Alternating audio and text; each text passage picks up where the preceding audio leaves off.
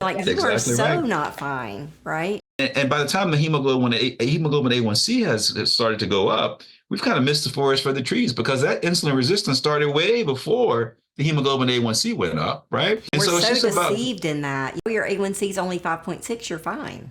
right, But you right. look I at their mean, fasting insulin and it's 15, 20. Like you are exactly so right. not fine, right? So this is part of that education we're talking about, right? People need to be asking about fasting insulin levels.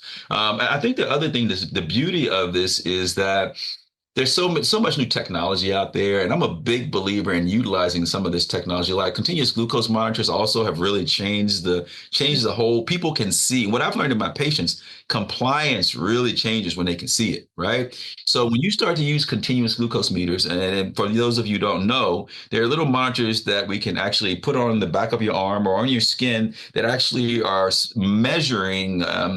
Not actually, they measure blood glucose, but it's not the blood glucose, it's interstitial glucose, which is a surrogate marker for the blood glucose. But essentially, they give you what your blood sugars are, right? And if you can see the things that are the types of foods, the alcohol, the lack of sleep, the things that make your blood sugar rise, then, and I think it's an individual based thing. The other thing that I talk about a lot is that every therapy and every approach to every patient needs to be individualized. And how the continuous glucose monitor plays into this is that, the same food for me, for example, I thought quinoa was good for you, right? It's better than rice. I should be eating quinoa because it's not going to raise my blood sugar. Well, guess what? Quinoa raised my blood sugar tremendously where the white rice didn't. Okay. And so there's so many factors that contribute to that, right? My gut microbiome, my genetics. So the CGM tells me what's what, right? It's not about, I don't have to guess anymore.